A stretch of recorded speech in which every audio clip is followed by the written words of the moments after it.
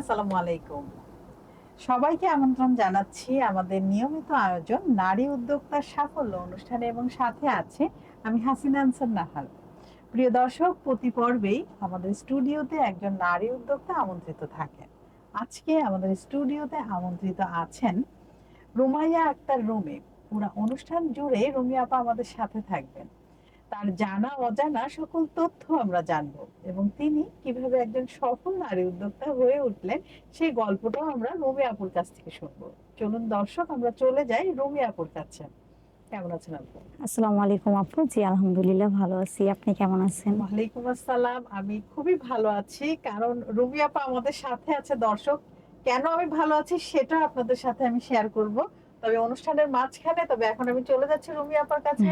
রুমি আপা, আমি সত্যিই খুব ভালো আছি। জি আলহামদুলিল্লাহ। আপনি তো অনেক কাজ করছেন, যেমন আপনি কেক তৈরি করছেন, জি ঠিক তেমনি আপনি ফুড এন্ড বেভারেজ প্রোডাকশনের জি প্রোডাক্ট গুলো তৈরি করছেন। জি তো আপনার পরিচয় আপনি একটু আমাদের দর্শকদের দিন। জি আমি রুমাইয়া আক্তার রুমি। আমার পেজের নাম হচ্ছে জায়নাব কেক মেকার্স। আমি কাজ করছি হোমমেড কেক অ্যান্ড ফুড নিয়ে। তো আপনার কেক, আসলে দর্শক, আপার কেক টেস্ট করার সৌভাগ্য আমার হয়েছে। খুবই মজাদার কেক। আমি কি বলবো, মানে আমি শুরুতেই বলে দিচ্ছি যে এত মজার কেক, এবং জি ধন্যবাদ আপু। কতটা মজা সেটা আমরা আরো আলোচনা করব। তবে আমি এখন চলে যাচ্ছি আপুর কাছে। আপু, শুরুটা কিভাবে ছিল? শুরুটা ছিল প্রথমত শখের বশতই, হুম, যেহেতু কিন্তু ওইটাই এখন আমার প্রফেশনালি নিয়ে নিছি। হুম, হুম, এখন দেখা যায় আমার শুরুটা হচ্ছে যখন আর কি আমার মেয়ে ছোট ছিল, তখন আর কি মেয়ের জন্য শখের বশতই বানাতাম। হুম, বানাতে বানাতে যখন আর কি ওরে বাসাতে সবাইকে টেস্ট করাতাম হুম, এরকম। তারপরে দেখা যায় সবার টেস্ট অনুযায়ী সবাই অনেক সাপোর্ট করে আমাকে। হুম, দেখা যায় বলে তুমি কিছু একটা করো, এটা নিয়ে কাজ করো, ভালো রেসপন্স পাবে। সেইভাবেই আর কি শুরুটা হয়। তখন দেখা যায় আমি একটা পেজ খুলি। পেজ খোলার পরে কাজ ভালো মতো তখন শুরুতে করতে পারিনি। দেখা যায় আমার হাজবেন্ড অসুস্থ হয়ে গেছিল, তো তখন কাজটা নিয়ে আগে বাড়তে পারিনি। মাঝখান থেকে কিছুটা আর কি হালকা ছিল আর কি, ভালো মতো করতে পারিনি। তারপর আমার হাজবেন্ড মারা যাওয়ার পরে আর কি গত বছর থেকে আলহামদুলিল্লাহ সবার সাপোর্ট, অনেক ভালো ফিডব্যাক পাই আর কি। এখন 2 বছর ধরে আর কি কাজের প্রতি অনেক আর কি অগ্রসর হয়েছে আর কি। তো কি কি আইটেম আছে, প্রোডাক্ট গুলো কি কি?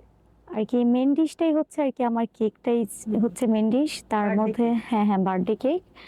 আর তার সাথে আছে দেখা যায় ওই যে হোমমেড ফুড গুলো, যেরকম পিৎজা, তারপর আর কি ওই যে আপনি কি কাপ কেক, পাউন্ড কেক, হ্যাঁ হ্যাঁ সেগুলো বিস্কিট, আছে, হ্যাঁ এগুলো সব বিস্কিট কুকিজ, হ্যাঁ হ্যাঁ। সবকিছু করছেন? জি আপু। আচ্ছা। আর এর সাথে আপনার ফ্রোজেন ফুড গুলি চলছে তো। হ্যাঁ জনপ্রিয়তা কিসের আসলে? জনপ্রিয়তা বলতে গেলে আসলে আপু কেকের মধ্যেই তাই জনপ্রিয়তা না? বেশি। জি প্রতিদিন অর্ডার থাকছে? হ্যাঁ আলহামদুলিল্লাহ প্রতিদিন থাকে। আপনার কি ডেলিভারি ম্যান আছে? না ডেলিভারি ম্যান বলতে গেলে নাই অবশ্য। দেখা যায় যে অনেক রিলেটিভ আছে বা যখন যাকে পাই সেভাবে দিয়ে আসে। আমার ভাইরা হেল্প করে, আমার মা হেল্প করে, হুম, সেভাবে আর কি সবাই হেল্প ডেলিভারি। করে। হ্যাঁ সবাই হেল্প করে। মানে পরিবারের সাপোর্টটা আপনি হ্যাঁ হ্যাঁ পেয়েছেন, যার কারণে পরিবারের আপনি এত সাপোর্ট দূর পাই। আসতে পেরেছেন। জি আপু। আচ্ছা, তো এই কেক নিয়ে আরো কথা হবে। জি আপু। আমি জানতে চাচ্ছি যে আপনার বেড়ে ওঠা পড়ালেখা কোথায়? আমার বেড়ে ওঠা পুরান ঢাকাতে হুম, আর কি, পুরান ঢাকার হুম, চকবাজারে। আর হুম, পড়াশোনা দেখা যায় প্রাথমিক পর্যায়ে পুরান ঢাকাতেই ছিল, হুম, তারপর ওই যে আজিমপুর ওয়েস্টার্ন স্কুল থেকে হুম, হুম, হুম। কমপ্লিট করছে আর কি এসএসসি। আচ্ছা, আচ্ছা, আচ্ছা। তো আপনার ব্র্যান্ডের নামের পেছনে কি কোনো বিশেষ অর্থ বা গল্প আছে? জি আপু, প্রথমে তো দেখা যায় পেজ ওপেন করব, সেজন্য তখন চিন্তা করতেছিলাম পেজের নাম কি রাখা যায়। হুম, তখন আমার হাজবেন্ড ছিল, তো আমার মেয়ের নামই জায়নাব। আচ্ছা। হ্যাঁ, তো আমার মেয়ের নাম দিয়ে আমার হাজবেন্ড বলতেছে তাহলে জায়নাব রাখো। হুম, তো নামটা সিলেক্ট করছে আমার হাজবেন্ডই আর কি, জায়নাব হুম, কেক মেকার্স। এটা আর কি আমার হুম, হাজবেন্ডের দিয়ে এই নাম, হুম। মেয়ের নামে রাখা আর কি আমার আচ্ছা, পেজের আচ্ছা। নামটা। বাহ, দারুণ। তো আপনার ব্র্যান্ডের নাম তো শুনলাম, তো আপনার কেক ও ফুড আইটেম গুলো অন্যদের থেকে আলাদা কেন? মানে কেন আপনারটাই নিবে? কি এমন বিশেষত্ব আছে আপনার আইটেম গুলোর?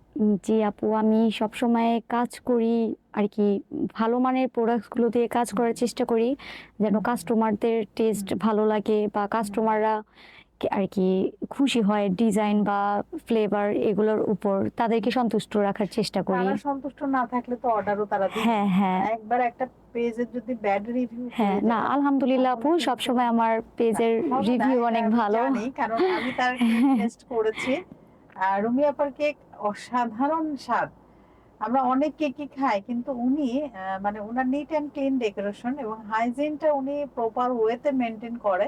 আমি দেখেছি বিভিন্ন কম্পিটিশনে আপা জি আপু। আসছেন, আমি অ্যাজ এ জাজ, অ্যাজ এ আয়োজক হিসেবে ছিলাম, তো আপার সবকিছু দেখেছি। আপনারা চাইলেই কিন্তু আপার কাছে কেক কেন, আপনি ফুড অ্যান্ড বেভারেজ প্রোডাকশনেরও প্রোডাক্টগুলো কিন্তু অর্ডার করতে পারেন। তো কোথায় অর্ডার করবে, কিভাবে অর্ডার করবে, জি আপু। আমাদের দর্শকদের একটু জানিয়ে দিন। জি, আমার ওই যে অনলাইন পেজের মাধ্যমেই সবাই অর্ডার করতে পারবেন, জাইনাব কেক মেকার্স।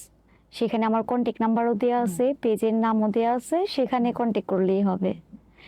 অবশ্যই। এবং কয়টা থেকে কটা পর্যন্ত আপনার শপটা খোলা থাকে অনলাইন? অনলাইন শপ দেখা যায় রাত্রে 1টা 2টা পর্যন্ত আর কি ওপেন থাকে। আচ্ছা, 1টা 2টা পর্যন্ত ওপেন থাকে। হ্যাঁ, আপনার সিগনেচার পণ্য কোনটি? এখন সিগনেচার পণ্য বলতে গেলে কেকের আইটেমের মধ্যে চকলেট কেকটা সবাই অনেক পছন্দ করে, সেটাই এখন আমার সিগনেচার আইটেম আচ্ছা, হয়ে গেছে। আপনার কোনটা পছন্দ? এই তো শুনলাম সবার পছন্দ। জি আপু। আপনার নিজের কোনটা পছন্দ আপনার হাতের? আমার হাতের, আমার নিজস্ব চয়েস বলতে গেলে আমার যখন যেটা ভালো লাগে আমি তখন সেই ফ্লেভারটা যেটা আর কি বেশি চলে সেটাই আর কি আমার ভালো লাগে। আপনার ভালো লাগে। আচ্ছা। উদ্যোক্তা জীবনে প্রথম চ্যালেঞ্জ কি ছিল? জি আপু, উদ্যোক্তা জীবনের প্রথম চ্যালেঞ্জ বলতে গেলে যখন আমার হাজবেন্ড মারা যায় তখন চিন্তা করলাম কি না আমার নিজের কাজটাকে নিয়ে আমি আগে বাড়বো, আমার মেয়ের জন্য আগে বাড়বো। আমি কারো আর কি কারো অধীন বা কারো মুখোপেক্ষী থাকতে চাচ্ছিলাম না। তো সেই চ্যালেঞ্জ আর কি তখনই চ্যালেঞ্জটা করি কিরকম আর কি আমার কাজটা সবার মাঝে ছড়িয়ে দিব, তারপরে আমার নিজস্ব একটা পরিচয় হবে। আমার দেখা যায় আমার কাজটা সবাই কিভাবে সাপোর্ট দিতেছে সেটার দিকে লক্ষ্য ছিল আর কি প্রথমে, আর কি আমার কাজটা সবার কাছে ভালো লাগবে কিনা সেটাই আমার প্রথম উদ্দেশ্য ছিল। নারীরা খাবার ব্যবসায় কোন ধরনের সামাজিক বা পারিবারিক বাধার মুখে পড়ে, আপনি কি মনে করেন এই বিষয়ে, এবং আপনার কি এরকম অভিজ্ঞতা আছে? না আপু, আল্লাহর রহমতে আমি সবার সাপোর্ট পেয়েছি। আর দেখা যায় কি আমার মতে অনেকের বাসা থেকে হয়তো বা যারা আর কি ম্যারিড পার্সন থাকে উনাদের শ্বশুর বাসা অ্যাকসেপ্ট করতে পারে না, ভাবে একটা বাসার বউ কাজ করবে দেখতে খারাপ, মানুষ বলে, সমালোচনা মানুষ করবে। খারাপ বলে, এটাই আমাদের মাথার মধ্যে ভরা। হ্যাঁ হ্যাঁ, কিন্তু মানুষ কি বলবে, কিন্তু আসলে আমরা কি বলবো সেটা বড় সেটা বড় কথা। কিন্তু আল্লাহর রহমতে আমি সেই ধরনের কোনো নেগেটিভ কমেন্ট কারো কাছ থেকে পাইনি, সবাই আমাকে অনেক সাপোর্ট করছে। করেছে। তো অর্ডারের চাপ ও সময় ব্যবস্থাপনা এগুলো কিভাবে সামলান?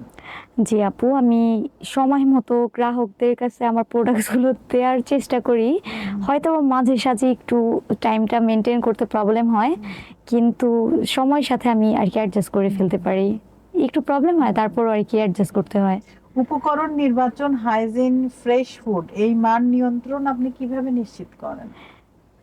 এটা আর কি দেখা যায় কি হাইজিন মেনটেন করে সব কাজ করি, যেহেতু আমি একটা কাজটা এভাবে করি যে খাবারটাকে আমি নিজে খেলে যেভাবে হাইজিন মেনটেন করব সেভাবেই করি। কারণ আমি চিন্তা করি যে আমার খাবারটা একটা বাচ্চা খাবে বা কোনো একটা বয়স্ক লোক খাবে বা একটা অসুস্থ ব্যক্তিও খেতে পারে, যেন তাদের শারীরিক কোনো প্রবলেম না হয় বা কোনো ক্ষতি না হয়। আমি আমার নিজেরটা চিন্তা করি, তাদের জন্য সেভাবে আর কি হাইজিন মেনটেন করে খাবার তৈরি করি।